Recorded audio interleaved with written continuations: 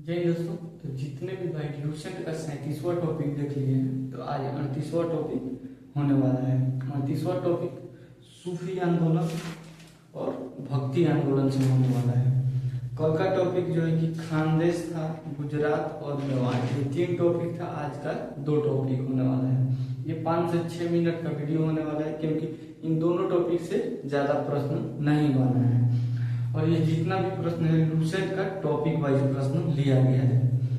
तो क्या है कि आज का पहला प्रश्न है सूफी संत से वन लाइनर प्रश्न है। वन लाइनर का मतलब होता है प्रश्न और उत्तर साथ साथ देना होता है। तो आज का पहला प्रश्न हम लोग देखते हैं।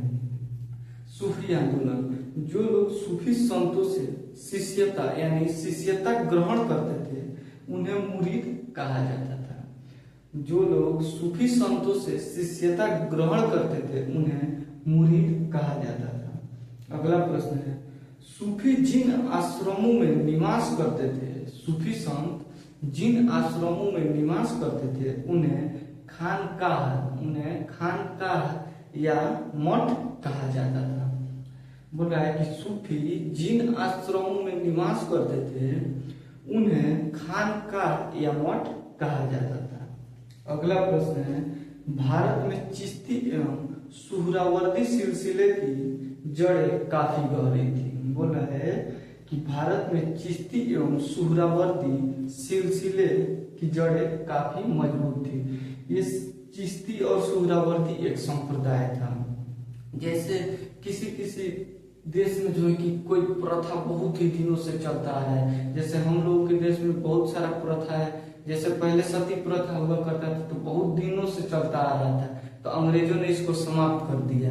जैसे आज हम लोगों के देश में बहुत सारा प्रथा है जिसको आप खत्म नहीं कर सकते हैं। जैसे किसी जाति में कोई ऐसा प्रथा है जो अभी भी लागू होता है। जैसे मान लीजिए कि हम लोगों के हिंदू धर्म में एक प्रथा है वृक्ष का पूजा करना।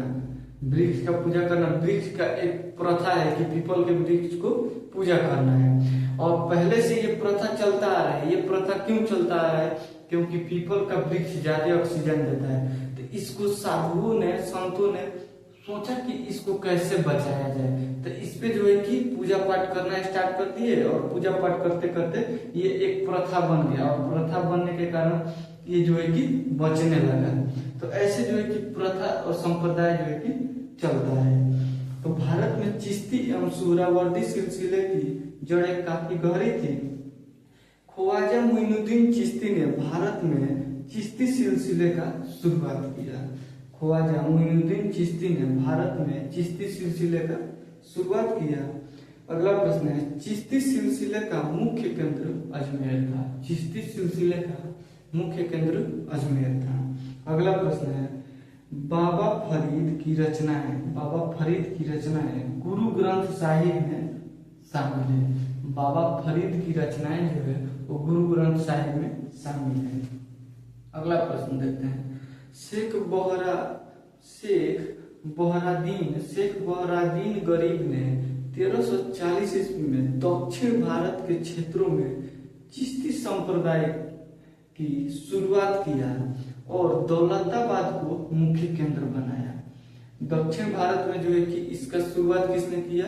तो शेख बहरादीन गरीब ने 1340 में इसका मुख्य केंद्र दौलताबाद को बनाया। अगला प्रश्न है शेख अब्दुल्ला, बोल रहा है कि शेख अब्दुल्ला सतारी सिलसिले की स्थापना की। बोल रहा है कि शेख अब्दुल्ला सतारी ने सतारी सिलसिले की स्थापना की। इसका मुख्य केंद्र बिहार था। इसका मुख्य केंद्र बिहार था। अगला प्रश्न है कादिर धर्म संघ सिलसिला की स्थापना सैयद अब्दुल, बोल रहा है कि सैयद अब्दुल कादिर अल जिलानी ने बगदाद में किया था। बोल रहा है कि कादिर धर्म संघ सिलसिले की स्थापना अबुल कादिर अल जिलानी ने बगदाद में किया था। अगला प्रश्न है भारत में इस सिलसिले के प्रवर्तक मोहम्मद गौस थे। भारत में इस सिलसिले के प्रवर्तक कौन थे? तो मोहम्मद गौस थे। ये कौन सा सिलसिला था?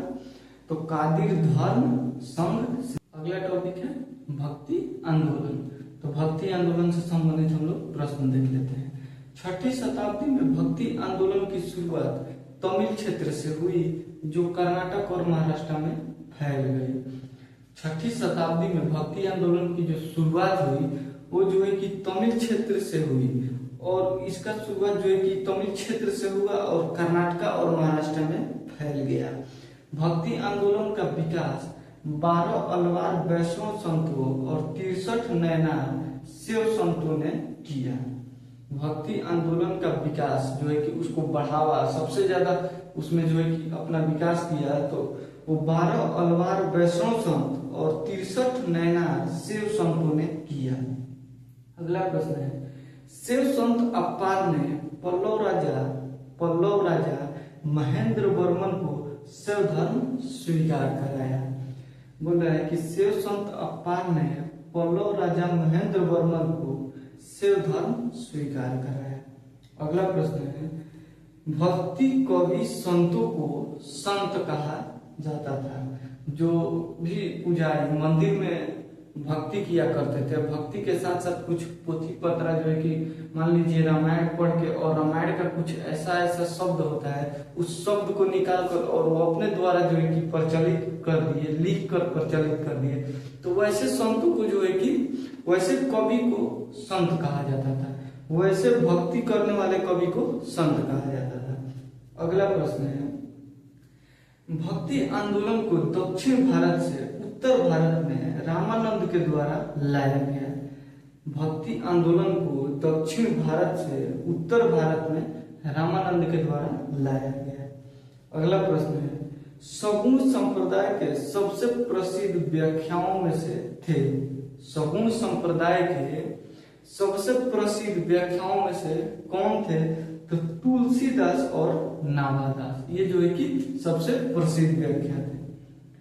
निर्गुण संप्रदाय के सबसे प्रसिद्ध प्रतिनिधि थे कबीर। निर्गुण जो संप्रदाय था उसका सबसे प्रसिद्ध प्रतिनिधि कबीर थे। अगला प्रश्न है, शंकराचार्य के अद्वैत दर्शन के विरोध में, शंकराचार्य के अद्वैत दर्शन के विरोध में दक्षिण में वैष्णव संतों द्वारा 4 मतों की स्थापना की गई। बोल रहा है कि शंकराचार्य के अद्वैत दर्शन के विरोध में दक्षिण में वैष्णव संतों द्वारा 4 मतों की स्थापना की गई। तो ये जो है कि भक्ति आंदोलन और सूफी आंदोलन से संबंधित प्रश्न था। तो ये टॉपिक वाइज प्रश्न डेली बाय डेली मैं लुसेंट का लेकर आ रहा हूँ। तो ऐसे प्रश्नों के लिए हमारे चैनल को सब्सक्राइब जरूर कीजिएगा, इस वीडियो को ज्यादा से ज्यादा शेयर कीजिएगा। मिलेंगे नेक्स्ट वीडियो में, तब तक के लिए जय हिंद।